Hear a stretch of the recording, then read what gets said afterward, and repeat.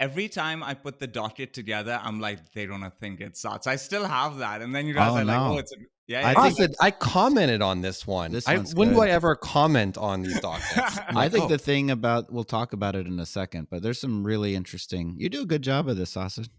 Thank you. Yeah. I need all the validation I can get in life. You're the glue that keeps us together. Aw. Without you, if Sam and I ever try to do one of these shows without you, we lose dozens of listeners immediately. We lose all dozens because we just be like all the listeners. long stories about our personal lives. I really hope my mom churns if I'm done. Like, she's like, fuck this then. This is Top Line.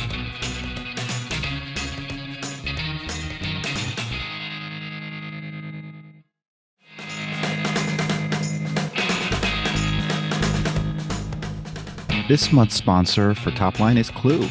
Go-to-market leaders need help too, you know. And you can learn from some of the very best sales and marketing leaders at Compete Week 2023, powered by our friends over at Clue. GTM leaders from Palo Alto Networks, HubSpot, Lacework, and more will all be taking the virtual stage November 8th and 9th, sharing the tactics, tips, and strategies they're using every single day to win and retain more business against the competition. 2 days of nonstop, industry-leading competitive enablement content. All at Compete Week 2023. Register for free today at CompeteWeek.com. That's CompeteWeek.com. Thanks for listening. Okay, let's get into this, guys. Who are we? Actually, we have a title. Sam, you got to kick us off. What is this? What are we doing right now? This is episode 29 of Top Line, everybody. Ba-dum. That's another. We're working on the intro right, all the guys. audio. This is episode 29. I'm one of your hosts, Sam Jacobs, CEO of Pavilion, joined by my friends and co-hosts, Asid Zaman, CEO of Sales Talent Agency, AJ Bruno, CEO of QuotaPath. And we've got our docket prepared for us by Asid, like we do every week. Asid, kick us off. What are we talking about today? Let's do this. Okay, so the first thing is the G2 quarterly state of software report is out. And there was something interesting in that, which is that if you look at Q3 2018, there were less than 50,000 software companies on G2. And as of right now, Q2 2023, which is where the data ended off, there are 125,000 companies. So if you look at it, the sector is essentially growing at a rate of 7% per quarter, which is quite intense. We also discussed last week that it's taking a lot more activity to unlock an opportunity right now. We spoke about Jeremy Donovan's research around how 5 years ago it took 400 touch points, and now it's 200 to 400. Now it takes 1,000 to 1,400 touch points to activate an opportunity. Part of that is because of this. There's just so much more noise out there, so it takes more effort to stand out.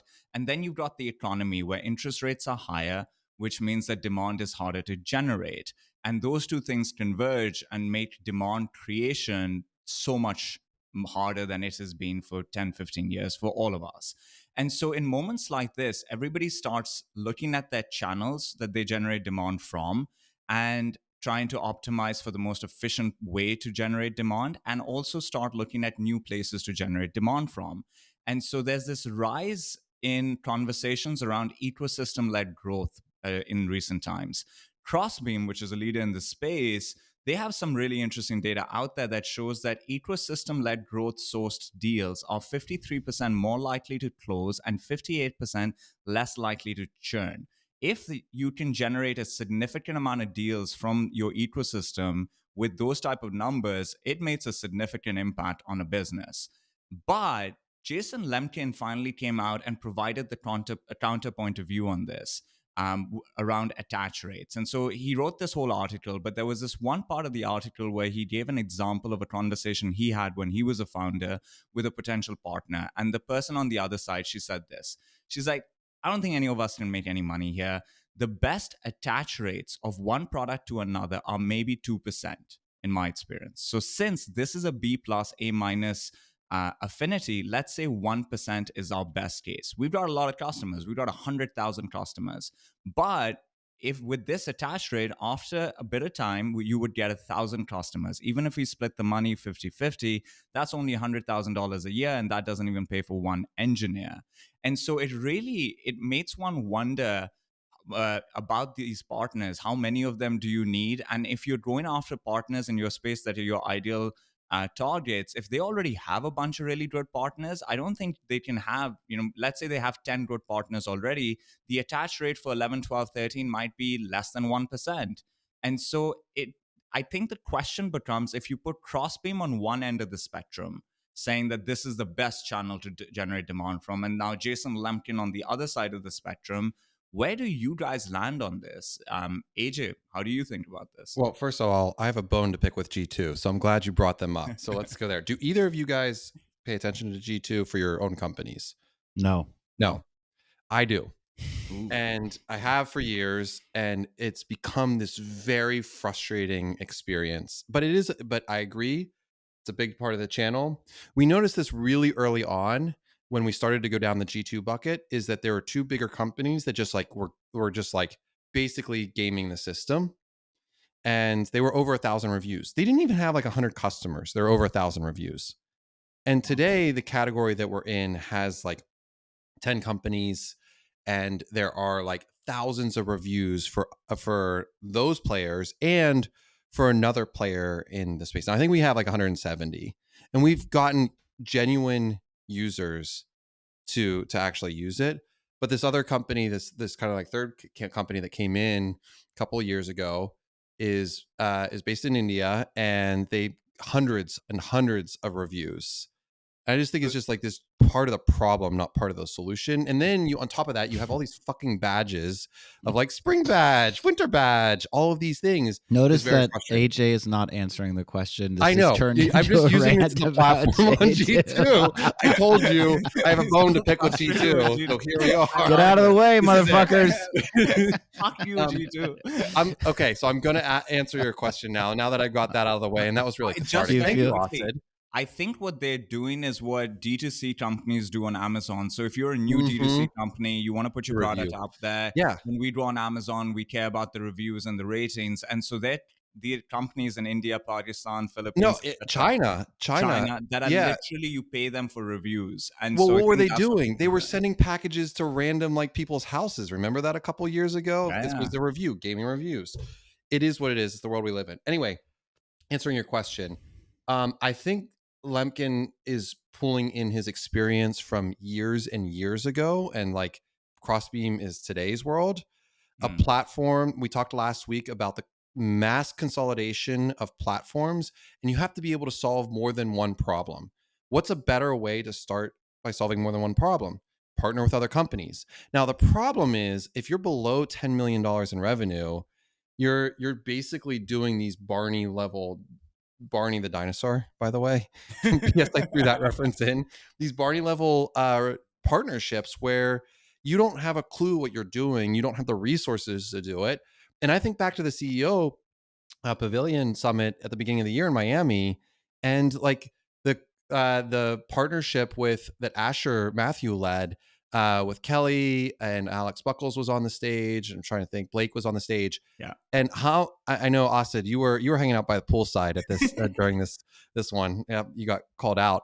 But I think back to how much like the audience members were frustrated. There's actual it was great. There's a ton of engagement. Yeah. Asher loved it. But it was basically like, hey, I'm an investor. I think this was Doug. Was in the back. Doug from Emergence. Yeah. And he was saying like, look, if you give me the numbers, I'm going to look at the direct sales channel. Partnership doesn't give me anything. So it's really hard to prove the value. We just went through this exercise at our last board meeting. I think I talked about this and had like a HubSpot based roadmap for Graham. I was like, hey, the refer co-sell, like that needs to be very clear on how that flywheel is, because otherwise it's like no one gives a shit about it. So I fall more on the Crossbeam, but of course Crossbeam's writing this for self-serving reasons. Yeah. Like that's what they do. Of course they're going to write like, yay, your renewal rates are going to be great with partnerships, but like we just don't know how to do them. And so I'm somewhere in the middle. Did that answer the question, Austin? Well, it's better than I did on the G2. What about you, Sam? I like the frustration with G2 though. Well, when Sam, that quote about attach rates? When was that from? That was from when he was a first founder. Was that Echo Sign? When he was a founder many years ago. God, he's about to throw out the echoes. We can yell at him when he comes on the show at some point. It's bullshit. All right. You done, AJ? Yeah, I'm good. I'm gonna take a breath, guys. I'm gonna go take a walk. Anyway, I echoing what AJ said. First, that attach rate data is extremely old. The world has changed tremendously since then. I come out on I'm a believer in ecosystems and channel, and I'm a believer because let's just reflect on all of the data that you just presented. I think G2 said that the number of total software companies is growing 7% every quarter, which is tremendous and near insane. And so there's one reality, which is like, no matter what you think about ecosystems, you have to understand that outbound as a channel is declining precipitously. That doesn't mean it's dead. That doesn't mean it's not possible to generate opportunities or pipeline through outbound. It's possible. It's 4 times as hard as it was a couple years ago. So what does that mean? That means there's still a market, and I'm literally texting with Jocko and Shep Mar. They're texting me right now talking about this very topic, that the big sales engagement platforms have armed a bunch of 23-year-olds with spam cannons, and all of and they are hearing this and saying activity, activity, activity. And so is it possible to stand out by writing highly personalized emails and sending a drone with half the rope, the remote? Yeah, it's possible. It's definitely still possible to make outbound work. It's just 4 times as hard. It's just much harder. So then we say, okay, well, let's bring in this quote from Jason Lemkin. I love Jason, but that was in a different era of the internet, and we are in the era of APIs now. And so I don't know, and I also don't know exactly what he defines as attach rate, but I can tell you that attachability is probably 10 to 20, if not 100 times greater and easier in today's world, where part of the development of a new platform of any serious, meaningful software company typically includes either the ability to ingest third-party APIs or their own API, right? And documentation And around it. documentation around it, particularly now because you've got, Copilot with GitHub, and you've got like all of these tools that can create SDKs, and like API interfaces much more easily, often through, natural language. So let's just put the attach rate point to the side and say, well, what are other channels, right? If outbound is 4 times as difficult, what channels are viable? Marketers are looking at where they're going to invest in 2024. Where should they be spending their time? And I think all of this is under the lens and through the lens of money is expensive now and growth is slower. So where I came out, in this conversation, where I still come out. And by the way, you look at, we talked a lot about at this point about our biggest event ever, right? GTM 2023. Why was that so successful? Partnerships is the reason why it was successful. If you would like to know, we partnered from the beginning with Insight. That brought in Marlin Equity Partners. We partnered with Winning by Design. We partnered with Arbinger Institute. So it wasn't just on us. We partnered with GTM partners. So we had, as a consequence, a bunch of brand, like well-known and well-respected brands that all come together. We footed the bill, but they latched on to the audience and the megaphone to project their message, and we just made sure that the message aligned. I think partner-led sales, at least for Pavilion's in a unique space because we effectively, regardless, this word will be, I don't mean a software platform, but we are going to be the platform. We are effectively the intermediary and the meeting place for top investors, top brands, and software in a way that is more organic and authentic than 100%. G2, which, to your point, AJ, is a gamed system, and that's exactly what's happening on there. It doesn't mean G2 is not valuable. It just means that the actual honest broker that doesn't charge you $60,000 or whatever Gartner or Forrester's fees are is Pavilion. We are the place where you go to get the actual conversation, and where, when it's a paid for ad, you know it. You know when Outreach or Gong is hosting the event, and you know what to expect. So all of that leads me to believe that, I don't know, again, just putting the attach rate aside, we don't have any much choice in the matter about what other channels. What are the best channels for Pavilion? I think these channels are going to prove true for first of all, the very, very best channel is a great product, a great experience that generates word of mouth. That is the very best channel. And that's why AJ is such a brilliant leader, because he's building a great product. And the releases and the enhancements that QuotaPath makes make people want to talk about QuotaPath and use it. And particularly when he's competing with folks like Exactly, where the only thing you hear is how horrible it is to implement that software. And then you say, well, QuotaPath makes it easy.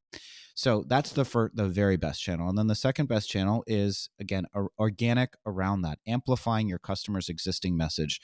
And then the third channel I do think is figuring out where you're going to compete and where you're not going to compete, and then partnering with the people that you're not going to compete with. And that's been the big lesson. And I'll stop after this. But for Pavilion, just using us as an example, because it's the world that I know the best. 2 years ago, when we raised money, just like everybody, we got high on our own supply and we got real drunk, and we're like, I'm going to compete with Sales Assembly and Sales Impact Academy, and maybe I'll compete with Winning by Design as well. And what the evolution of the positioning, which Jocko has helped me with, is that that's a mistake. I knew from the beginning I didn't want to be an executive search firm, because I don't want to compete with Diversa and True and Kindred and Heidrick and Struggles and Russell Reynolds. I want to partner with them. But I didn't extend that ideology far enough. I don't need to be the live training platform for AEs and SDRs. That should be Sales Assembly or Sales Impact Academy. I don't need to be the top consulting firm in the world. That can be for go-to-market. That can be Winning by Design.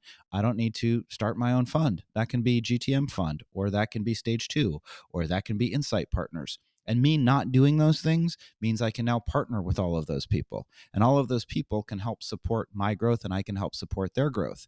Same thing. Last thing I'll say is, and we should have him on the show at some point, but there was a world where the reason we changed the name, which is one of the reasons I somewhat regret changing the name, to be completely candid, we can talk about that sometime, is that the naming convention of Revenue Collective, like for other functions, didn't really work.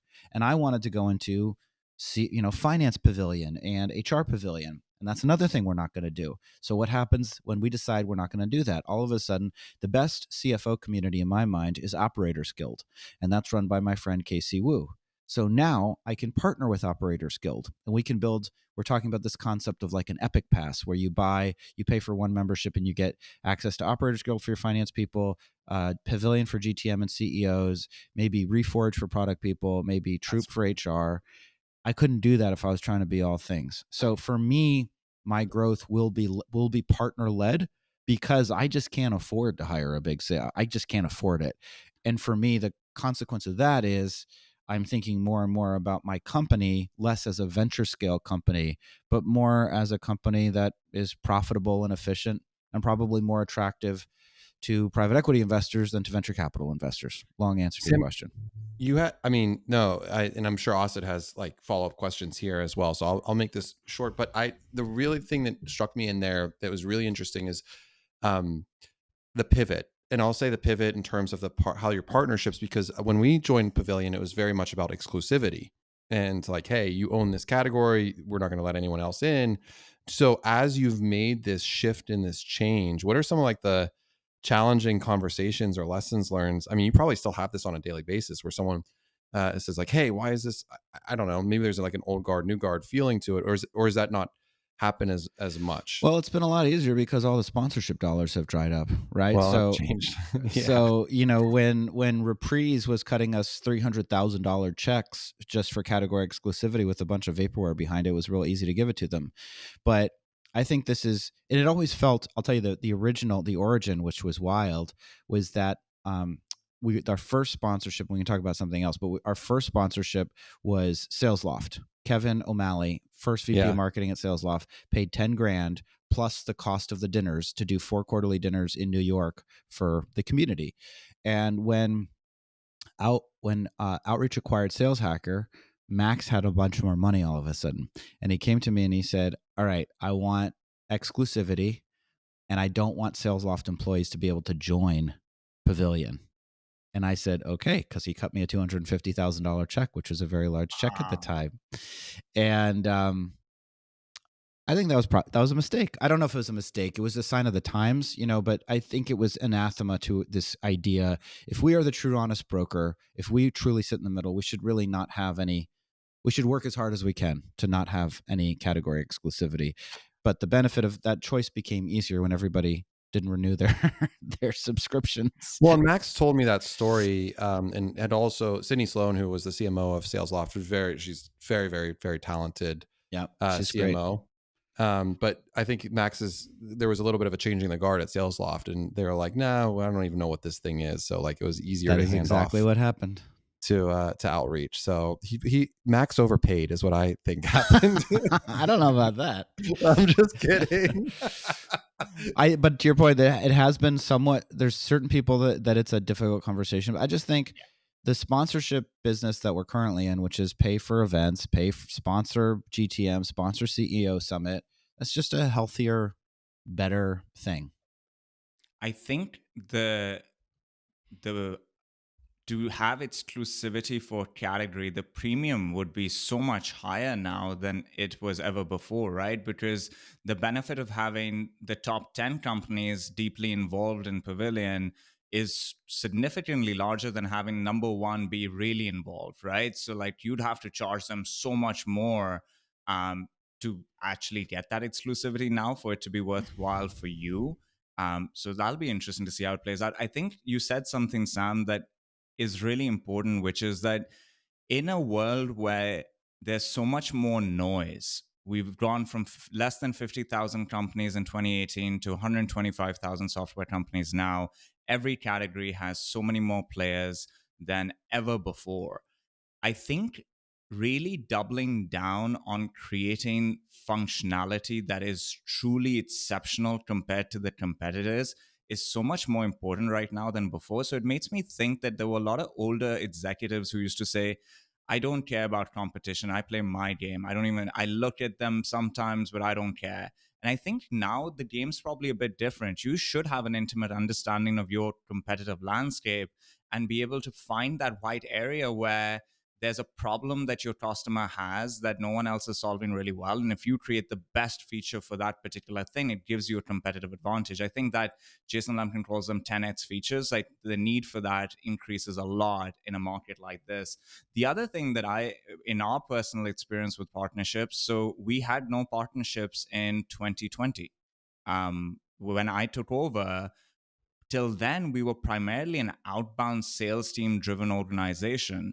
And when that team was built, it was very productive and it was efficient. And every year it became less efficient because it took more work to get an opportunity. And by 2020, when I took over, it was really not a very good channel anymore. And so we killed the outbound sales team and we built relationships and partnerships up, which are now probably 40% of our deal flow. The rest of it comes from inbound leads and from existing customers. And we have no outbound sales team because when you compare the quality of demand from the various channels, the justification to spend on a salesperson just makes no sense anymore. So we're probably one of the few recruitment agencies that have no sales team because of that.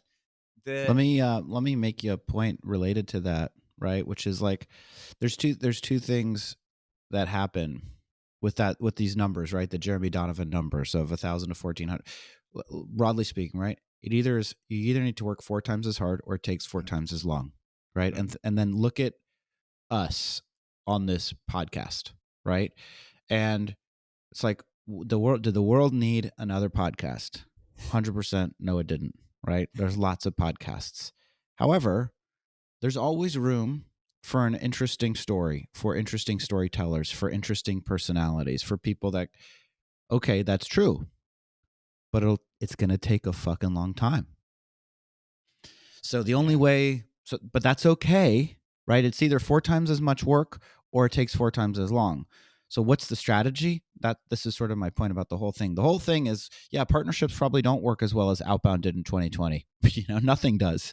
So buckle up for the reality that it's going to take, we're back to 7 to 10 years through IPO, if not longer than that, maybe 15 years. Design your life so that you like it and do things that you're good at for way longer than you think you should be expected to. So I am really excited about the last topic on Asad's docket, which actually ties to this. Can we skip to that? Because we can, but before we do, a word from our sponsors. Today's business landscape is full of uncertainty, and succeeding as a go-to-market leader has never been more challenging. Pavilion is here to provide you with the education, support, and resources you need to grow, learn, and unlock your full potential. Join more than 10,000 of the world's leading go-to-market executives in a private membership community designed specifically to fuel your success. Visit joinpavilion.com and use the code TOPLINE20 to get 20% off your membership. That's joinpavilion.com and the code is TOPLINE20 to get 20% off your Pavilion membership. And now, back to the show.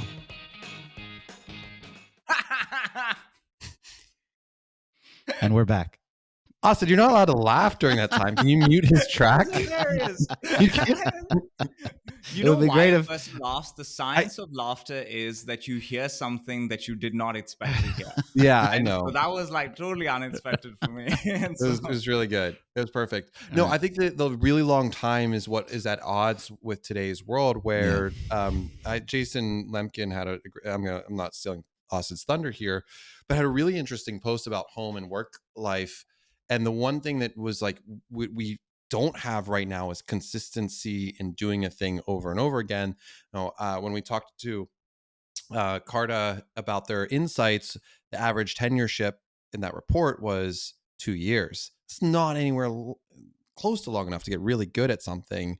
And so, Austin, I just found that post really insightful and intriguing, and just a different take on the homework life, and it made me stop and reflect. So maybe you can talk to like what this post was before I jump the gun here. Yeah, I'll provide some context on it. So Jason Lemkin made a post, and basically he was talking about the fact that he sees people make this unforced error, which is that they're unhappy at home and they take it out on work. And so the way that he spoke about this is that for you to be really, really happy, you need to be happy at home and you have to be happy at work. And if you have those two things together, cherish it. It's very rare. But for a lot of other people, sometimes you land up in a position where one of them is bad. Well, if work is genuinely bad, correct it, move on, etc. But what he's noticed is there's some people that their home life is not going well. And prior to 2020, the trend he noticed was that if your home life wasn't going well, you would put in a lot more effort at work, almost to kind of counterbalance it. Like if I'm winning a lot at work, it'll give me the wins I need in life to feel positive when the home life isn't good. So he spoke about this engineer who would come in on Saturdays, stay late, etc. And what he's noticed since 2020 is that there are a lot of people that might be unhappy at home and they take it out on work. And so that leads to a lot of wrong career decisions. Folks jump to a new role that's fundamentally worse, not better. They realize it 6 to 12 months later. They realize that, shit, I actually had it pretty good, but you've now made the mistake. And he says it's probably got something to do with working remotely, and that which increases the connective tissue between work and home. But it goes back to something, guys, that we actually discussed a little while ago, which is that there are a lot of people that will be feeling a certain way, and it's hard to identify why you feel that way. So then you have a couple of variables you can adjust, and work is one of them. And actually, work is one of the easier variables to adjust, right? If the variables are my relationship with my partner and my job, which one can you change easier? Usually your job. And so you pick that. And I've spoken to somebody who I was surprised that they left our business. It was the one time where I was surprised. I was like, oh, this makes no sense. And years later, when I spoke to her, she was like, my home life sucked. I didn't realize it. I made this move. It didn't make me happy. And I realized that the thing I had to adjust was home. So that was the premise of it. And I guess the question that comes up is, it's hard to make good decisions. It's hard to think clearly. So what should one do to make sure that if they're feeling a certain way, they identify the right problem to solve, Sam? Oh, well, AJ was the one who wanted to talk about it, but I'm happy to. I mean, AJ, you go first.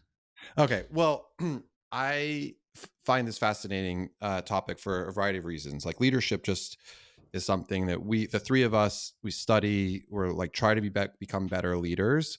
But the leaders today are not equipped with this challenge. This is a real problem that like I see in myself, and I see this where the management team met as from an offsite, and we got to know each other on an even further level with user manuals. They're very vulnerable, and we talked a lot about things that were distracting us and what was going on. And it was actually really fascinating to hear some things that I just didn't always think about. I mean, look, from a CEO perspective, we push ourselves as hard as we can into our work. And a lot of really successful founders and entrepreneurs have an awful home life, have a terrible home life for what Jason Mm. Lemkin is talking to.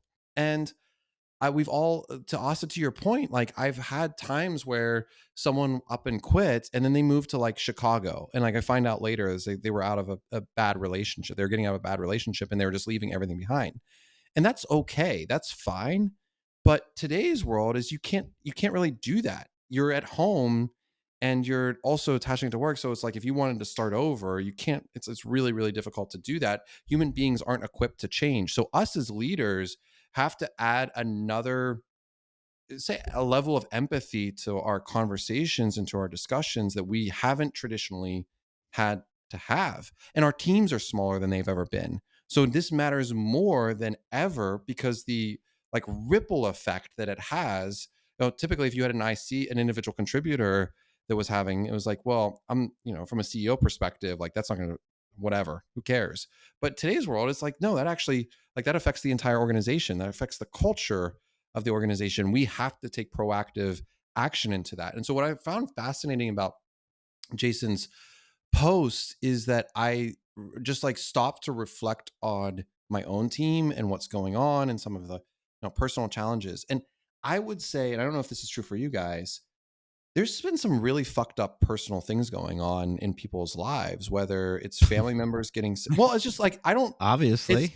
it's always true, but Yeah. it feels like it's coming more to the forefront where you're seeing this. It's just like, man, we saw this in 2020. It was like 2020 sucks. I had this happen or this happen, or I was in a car accident. Like I've had an employee where dad was sick, same day mom was in a car accident. That family member was the family member was moving from Maryland to some other place where they had to like actually help out with it. That all happened in the same week. And so you want to help them, but then when you're having a complex like number of these situations, and you're like, we're human beings too, right? We've got to take care of ourselves before we take care of others. And that is just, it just hit me. And it was just like, man, this is so real right now. This is life.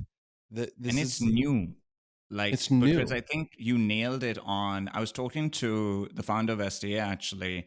And I was asking, I was like, when you were a leader back in the day, there's so many personal life issues. Were they part of your conversations as much as they are now?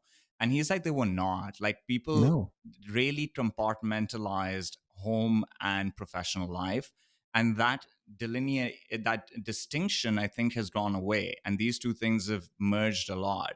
And I don't know if this is a good thing or a bad thing. I'm no expert to talk about it, but it's a real thing. And it means that the job of a leader includes a little bit of psychology now. But I think the thing that's really hard that I'm realizing is that it's not in anyone's interest for us to become too close, too friendly with the people that work for us, right? There still has to be a professional relationship. And it's figuring out how to create those boundaries as well, where you are available to listen and take into consideration people's situations, but Yeah. you're not becoming their psychologist as well, because you're not trained to be. That's not your job. You're not going to do it well.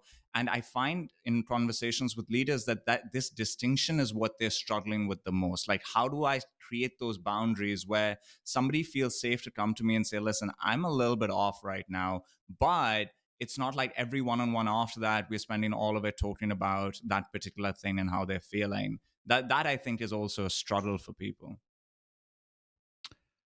This is a great topic. I imagine, by the way, we're having this conversation. Imagine you are a VP of product or a VP of marketing or a founder and CEO, and you live in Tel Aviv, Yeah. and you are now called up into Yeah. the Army or the Air Force, and they're like, they were just like us going to the grocery store, like living their lives, and it's been completely disrupted. So it's just what I think. Well, one thing I think, which I've said before, is that it's no coincidence, and there are people I sense, the two of you, that have such strong partnerships that you can really isolate home life versus outside life. But in my experience, my life and my happiness, and has been correlated to interest rates in the same way that my company's valuation has been correlated to interest rates. The I'm first similar. divorce I went through was 2009, and that was in the wake of the great financial crisis, and right as the economy was just beginning to come out, but my pay had been cut massively from GLG, and and this year has been a really difficult year on the personal front, as it has been a difficult year on the work front. So one thing I think is, let's not you can't beat yourself up too much when these things happen, and you just have to understand we're all part of the market. I think one part that I forget is self-compassion, and that's one thing. And then I think you also just need to make sure that you're ticking the boxes on like the basics. Like, are you getting enough sleep? Are you eating well? Are you exercising? Because those things contribute to stressors that you might have on the home front or on the work front. Yeah. I mean, The other thing I just I've think we've realized, all got to like design our lives really intentionally.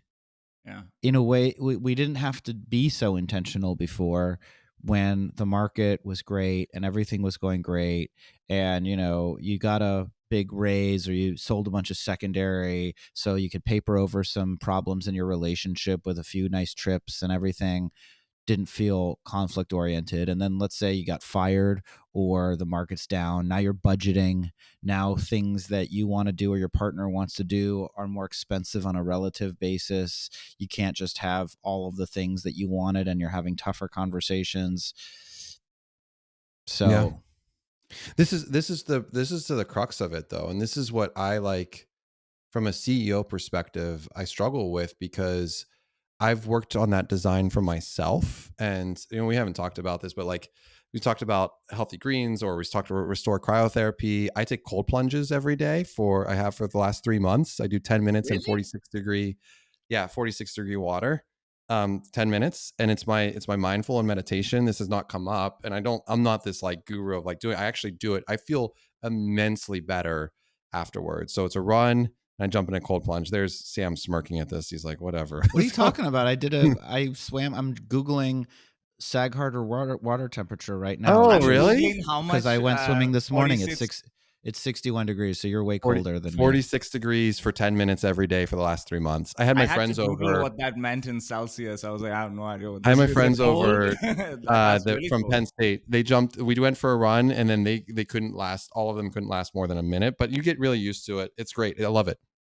So the point being is that we can design, as from CEO person design, but I actually disagree with Osid in terms of, I don't think people should, oh, he's surprised at that. Yeah. I don't think we should be therapists, but we as leaders should help like talk to helping in the design of our employees, of what's going to help make them, and allow them to take these on, and be graceful, like have grace to our employees about this, and allow them to talk and active listen about these. Yeah, it's like, it's, maybe, okay, I'm not going to go do cryotherapy or IV or whatever, or jump in an ice plunge as an employee, but I am going to like take more time, or I'm going to design around, if especially if I'm struggling on the on the home front. I yes, we should allow that to be a part of our leadership styles, in my opinion. I think I agree a little bit in the following, which is that I think if we know something that's working well for us, amplifying that message to other people is just good. It's a good thing to do as a human being to another human being. So if you feel like you're going for cryo, or you is sleeping better because of something, and you let other people know that, fantastic. I also think that we as leaders should not come across as robotic superheroes, meaning that we should be real and vulnerable with our teams.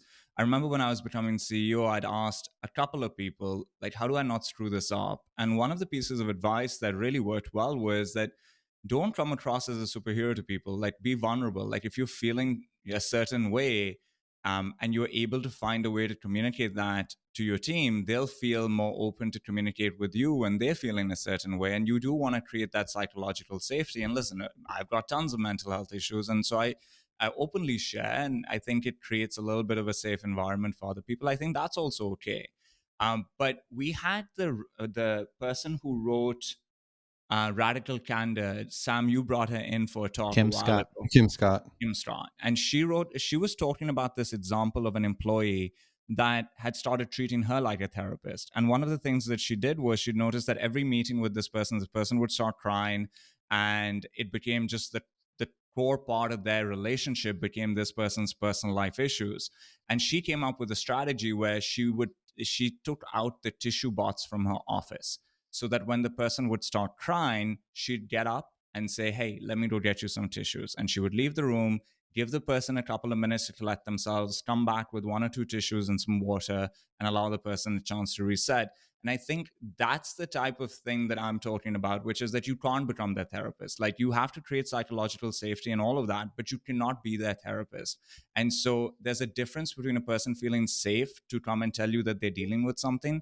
There's a difference between you sharing best practices with them and then them turning to you for comfort every time they're going through something super serious. That I think should not be in the workforce. I agree with you. Yeah, I think I agree with you. I think you have to, you can't, I mean, we're not really fundamentally disagreeing, right? I think we're all sort of dancing around the same thing, which is like life is hard, and we need to acknowledge that we need to be supportive to the people that we work with as they need to be supportive with us and understanding, and we need to give them their space, and we need to create an opportunity for them to be open and honest with us. And at the same time, you can't cry in every meeting. We have work to do. No, you cannot. Austin was laughing over there. I texted you guys the picture of me in the ice pod. I think you need to take a second and just look at this. I put my Really phone quick. on airplane, so I didn't get it Yeah, on the I app. know. But You'll appreciate it. are you wearing clothes? Are you naked? Yes, I'm wearing clothes. Well, that's not interesting. I want to see a little bit more from you, brother. Just the tip. This is it's outside in the middle of my yard. Well, it's actually I the want to see the little garage. guy. The little guy. Oh my gosh! All right. Okay. And now our last Now topic. this episode is running its course. We gotta get to top line. We got to get to some other. I still want to answer. Well, let's do a lightning round because I want that other topic. I think Yeah, that's really Nvidia interesting. Let's do CEO. a couple of minutes on it. Let's So go ahead, Austin. everybody has probably seen an article or actually watched the video when the Nvidia CEO was asked on the Acquired podcast if he would do it again. And he said, absolutely not. And essentially his message was that now, knowing what I know about the pain that one has to go through to build a company of this sort, it would be hard to justify doing this again with that information. And so it's created this debate in the market and just an interesting conversation. So I guess the question becomes, knowing what you guys know now, would you do it again? My answer is Unequivocally yes. Yeah, I don't have a No choice. question. Yes. I'm Of course, yes. unemployable. So I I think hold what a you job said with is anybody that else. it was taken out of context a little bit as well, right? Like there's I don't think so. Well, I think so. I think it was. No, he was given every opportunity to clarify it. He said, "Yeah, I wouldn't do it." Yeah, he said it was too hard. The articles were taking it a little bit out of context in the following way, which is that he specifically said, knowing what I know today about the experience, I couldn't justify going through that as a human being again. And I think people kind of left that out of the headline and it became very clickbaity. Yeah. Yeah, it's funny because I was sent this article by like 4 different people yesterday, and they're all like non-founders, non-entrepreneurs. Like they're all like people like my friends that are either doctors or they're in other. One's a professional poker player, and so got this article sent to me, and not in like a this is kind of seeing what you're going through, but like in a way of like, is this feel like the right thing to say? They all know my background. They might not know what I do day to day, but they get it that I founded multiple companies and deal with it. I think that we as humans and founder CEOs just have to be just intellectually honest with where we are in life. It ties into that other topic of like, are we getting the value out of this that we need to, the time value of money. Now, maybe you're 7 years into it and you're fully vested and the company's doing well and you're a builder and the company's gone to $50 million in revenue or $100 million in revenue. Like that happens all the time. The founder CEO of Mural stepped down last year, $100 million company, and the guy's a builder.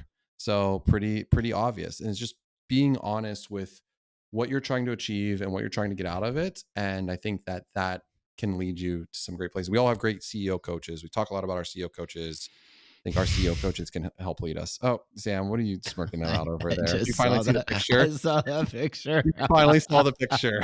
Oh, he's a little baby boy. He's a little baby boy. That is the most adorable thing I've ever seen. 46-degree water right there. You look cold as hell. Okay, Anyway, so sorry. I have a perspective on this. I listened to the Acquired podcast, so I heard him say it, and I was really taken aback. And I had this visceral reaction when I heard it because I was like, oh no, like I same as you guys, I would do it over and over again. Actually, thinking about it, if you asked me at 18, would you go abroad and ever live abroad? I would say the probability was 0. For most of my life, the doing this seemed so much harder than it ended up being, in all honesty. And I did not think it was possible. I was a horrible student. I didn't have a lot of momentum in life. And so knowing what I know right now, it's actually way easier than I thought it would be. That said, then I heard something else that was interesting, which is that founders and CEOs, you hear this fallacy that it gets easier the longer you do it, the bigger your company becomes. And it's not true, because founders, CEOs, executives, high-level executives, you kind of are always in a state of maths pain. And so you hold constant the rate at which you can deal with problems. If something drops off your plate and you go down from maths pain, you take something else on and you just stay in that state for as long as humanly possible. And I wonder if you and I, all three of us, are 4 decades or 3 decades into doing this. I think the effects of that pain over such a long period of time, maybe we'll say what this guy is saying. But I think we're all a little bit early on in our journeys than he is. And so maybe this is where we all land up when we're at the tail end of the journey, is where I've landed up with this perspective. As I said, I just don't have a choice. The choice I have is the type of company that I choose to operate. And that's why I'm choosing, heading into next year, I'm working backwards. We're beginning our planning process. And the constraint that I'm giving the executive team is we're going to have 20% EBITDA margins. That's the constraint. Rule of 40, here we come. Well, we're not going to grow 20%. I'm not putting growth as a constraint. It's profitability. And if we are profitable, I can sleep well. Everything's fine. We have infinite optionality. We have demonstrable and clear enterprise value because we have profits. That's the value. And so that's how I'm going to sort of make it for the long term, is build the company in such a way that I don't have anxiety attacks every night, which has been, a lot of the story of this year. And with that, let's go to shout outs really quickly. Okay. Awesome. Ooh. Mine is more of a win, not even a win, just something I was thinking about. In preparing these dockets, I'm always just looking for things that would be interesting for us to talk about. And there's just so much great information out there. And it makes you realize there are all these software companies that sit on top of such great data, and they've gotten so good at creating actually interesting insights. Like the Carter report was genuinely helpful and valuable, and they put it out there in the world, and it informs our thinking and allows us to allocate resources effectively. And I don't know, maybe this was always available and it's hitting me now. But I feel very thankful because our jobs are really hard. We have to effectively allocate resources in a tricky market, and resources are scarce by nature.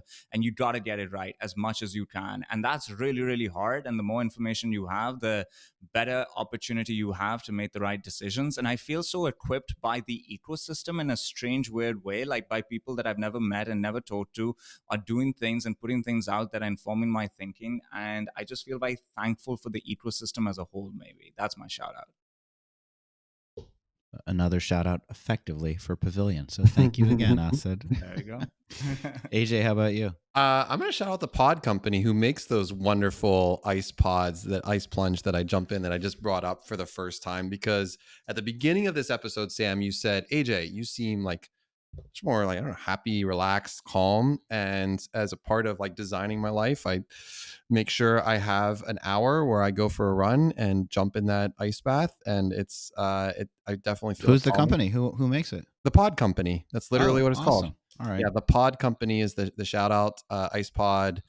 And yes, when you go to, anyone that goes will laugh at their little cute setup that they have, but it doesn't take a lot of room, and it's hanging out in my garage, and I have bamboo around it, and I listen to music, and I have Weston incense around as well, because the Weston, come on guys. The Weston's invite me over, brother. Yes, there we go. AJ has vibes. I love it. I love it. I'm going to give, I had it in my head who I was going to give my shout out to. Oh, this is who. Okay, this company called Brid, BRYD. They're based out of Singapore and Australia. Go to brid.io. They are not paying me to say this. And they are certified Slack experts that provide Slack consulting. And so they are going to be optimizing our Slack workspaces for Pavilion. There's all kinds of functionality that we haven't been using. One of the reasons people say Slack is noisy is because we haven't designed it well. And they are Slack architects, and we're going to hire them to effectively be like our managed services provider and to really like distill the number of channels and create more HTML style web page experiences within Slack instead of just messaging, so that you can like get the executive weekly kickoff and you can get top line in Slack in the executive workspace and have it clickable and possibly have it play. So I'm really excited about that. It's Lawrence Fish, and then I forget the other guy, but brid.io, we're going to hire them. And let me see if I can find the other guy. And then I also want to give a shout out to the Republican Party of the United States. They just nominated an election denier. They confirmed him. He's not nominated. The new Speaker of the House is an election denier. I've been listening to a lot of, I guess the guy's name's Mike Johnson. Is that who it is? Yeah. Louisiana. Yeah. And that caucus sounds impossible to manage. It is a group of people that care about the country and want it to run successfully, and then it's a group of complete wackos. And I feel bad for them because I know that there's true conservatives out there that want responsible governance. They just want smaller government, and we can agree on a bunch of stuff and disagree on a bunch of stuff. And unfortunately, they're held hostage by an extreme faction, which frankly is probably the same for the Democratic Party. Shut down, here we come. Here we go. Exactly. Seriously. So sometimes, it's like the Joker from Dark Knight. Some people just want to watch the world burn. And those people are now in control of the House of Representatives, which is great. And with that, thanks for listening, everybody. Give us 5 stars on the iTunes Store or Spotify, wherever you consume your podcast. This has been episode 29 of Top Line, featuring AJ Bruno, CEO of QuotaPath, Asad Zaman, CEO of Sales Talent Agency, and me, Sam Jacobs, CEO of Pavilion. Talk to you on Thursday for Top Line Hotline. Bye, everyone. Bye.